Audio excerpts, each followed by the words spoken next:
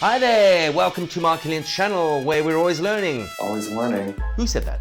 I am beyond excited this week to do for you an artist profile. I discovered while working on my ocarina episode, which if you haven't seen, please go check it out. It's a counterpart to this, a guy who makes, designs and sells ocarinas right here in Los Angeles. Wicked cool. I called him up, went over there, and he was super friendly, invited me in, we did some filming, and what an amazing guy. So I decided to do an artist profile on Durian Songbird from Songbird Ocarinas in Los Angeles. Check it!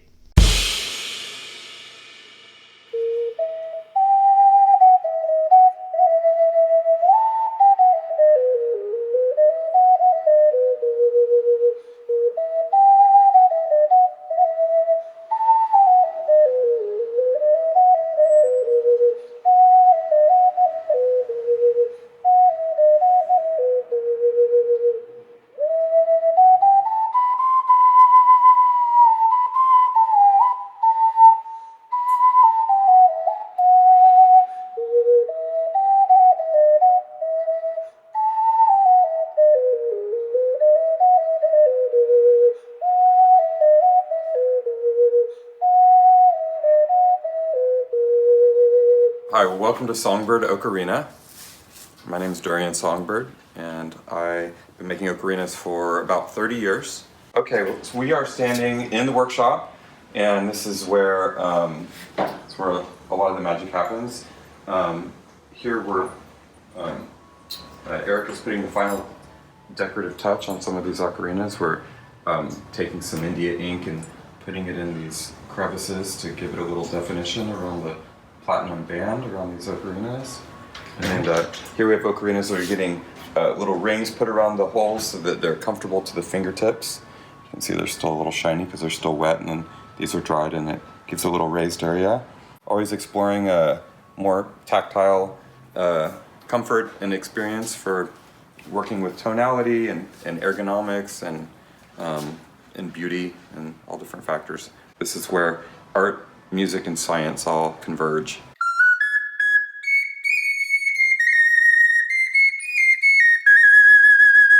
So this is an Ethiopian scale.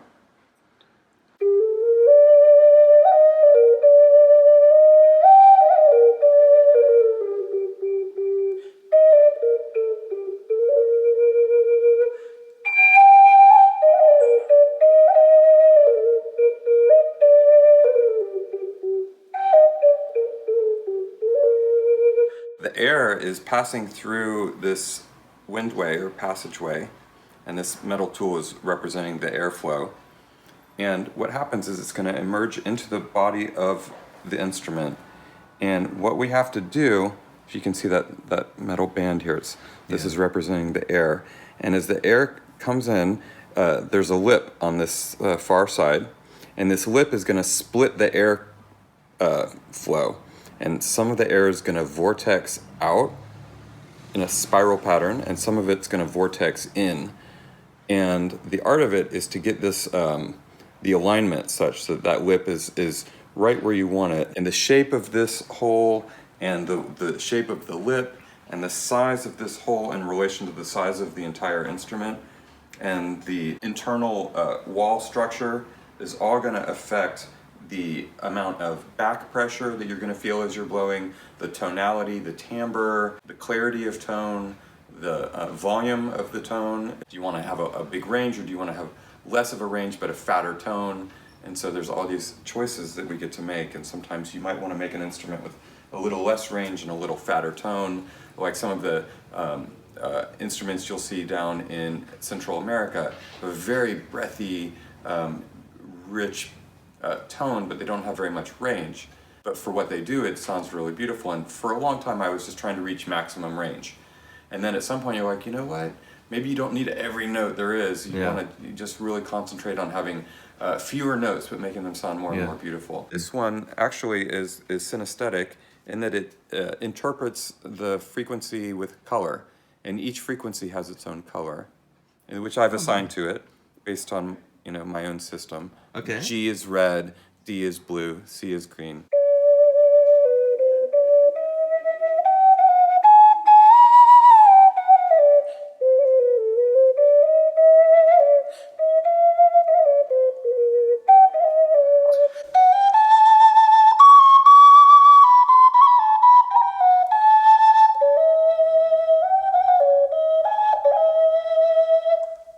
I've been experimenting with making instruments that are more intuitive to just pick up and play.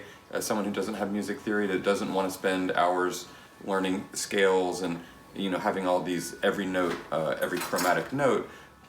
It's maybe putting them like a Native American flute in just the minor pentatonic scale, where every combination is harmonic. What happens with ocarinas, they're so affordable and they're so collectible and they're so interesting and unique that no one just gets one ocarina. They get one and they're like, oh, well, what does that sound like? And so I don't have to make the one instrument to rule them all. I can make unusual, exotic, niche. How many ocarinas do you have, Eric?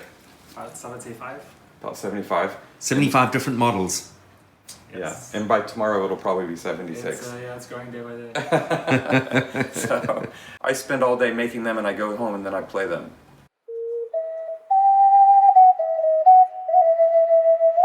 It's just basically coils that get hot with an insulated brick around it.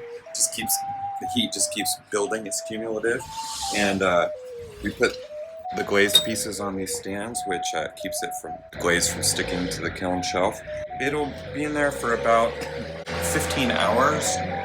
Maybe it's going to take about 6 hours for it to reach up to about 2,000 degrees, 1,800 degrees to 2,000 degrees, and then another like 6 to 8 hours to cool down. It's a slow cooling process. It's a slow heating up process so they don't crack. Yeah, and we fire them several times, once to make them strong, another time to glaze them. And so here's a 2-chamber one. These are called the Lovebirds, and they're tuned in fifths, so they're fifth apart.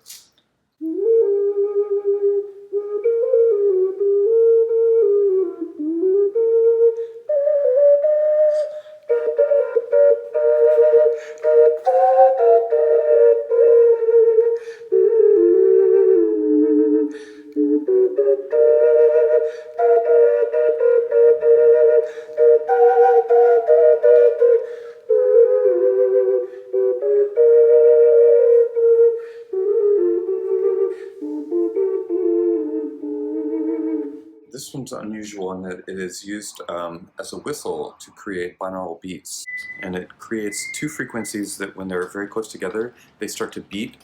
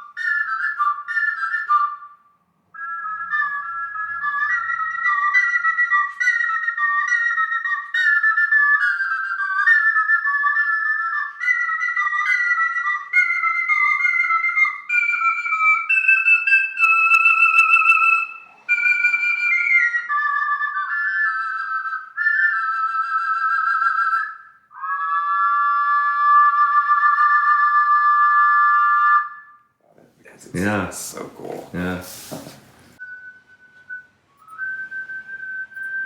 And what else can you do with that thing?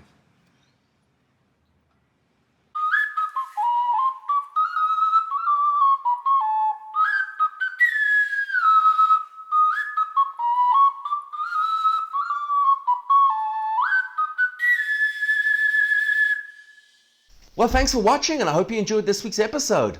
Please like, subscribe, share with friends, and definitely go to songbirdocarina.com. Durian's story on his website is amazing. His ocarinas are amazing. His designs are brilliant, high quality stuff. Pick yourself up a couple ocarinas and get into the game. Please leave questions and comments below, and don't forget... Always learning something new. Wait, who said that? When I was working on my ocarina episode... I was working my I was working my ocarina episode. When I was working on my, don't need to say it twice. If you haven't seen my, if you've seen my video on ocarinas, you will know nothing. Right, try again. Again. Let's do that, all of it again. I think that was quite good. One more. Not much of a drummer, are we? A little overdone. Exactly how long is this going to take? Okay, now we'll do it for real. Alright, fuck it, that's enough.